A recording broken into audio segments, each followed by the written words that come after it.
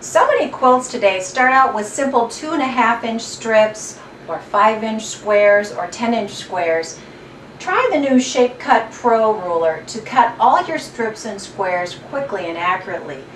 This ruler has cutting slots every 2.5 inches, and it's so long that you can cut full widths of fabric with this ruler.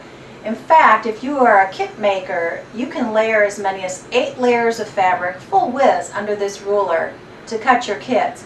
For example, here's a set of 2.5-inch strips that are used in rail fence that were super easy to cut using this ruler. Or you could layer 8 different styles of fabric, cut your 2.5-inch strips, and make your own jelly rolls. Charm packs are very easy to make. Using the 5-inch cutting increment, you would cut at 5, 10, 15, and 20, and then turn your cuts the other direction and subcut to make your squares. So to make charm squares or even jelly rolls is very easy with the Shape Cut Pro ruler. Now let's show you how it works. I'm cutting 2 full widths of fabric here, the green and the pink, but you could actually layer 2 additional ones underneath and cut through 8 layers. Put your fold lines down at the bottom, line them up as well as you can.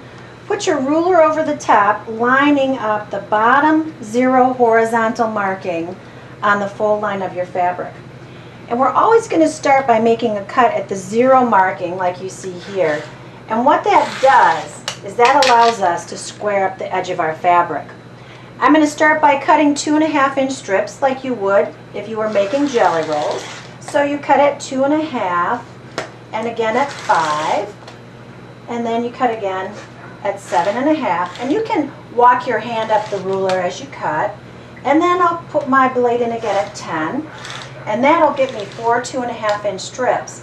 You can also cut 5-inch strips, so let me go over to 15, and I'll cut at 15, and I'll move my mat over here, and then I'll cut again at 20. So I'll have some 2.5-inch strips, and I'll also have some 5-inch strips.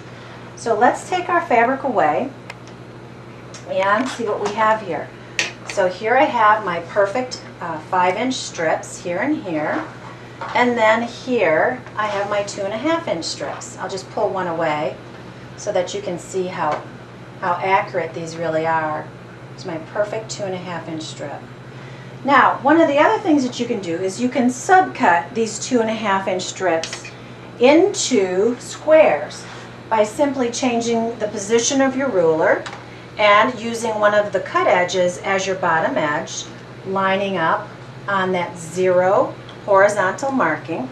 Again, I'll start out by cutting in 0, and then I'll cut at 2.5, 5, 7.5, and 10. And this is where you get all of your perfect 2.5-inch squares. Again, I could be cutting even 2 more layers and getting many more. I can do the same with my 5-inch strips. I can lay my 5-inch strips on the mat if I wanted to make charm squares, and simply subcut those as well.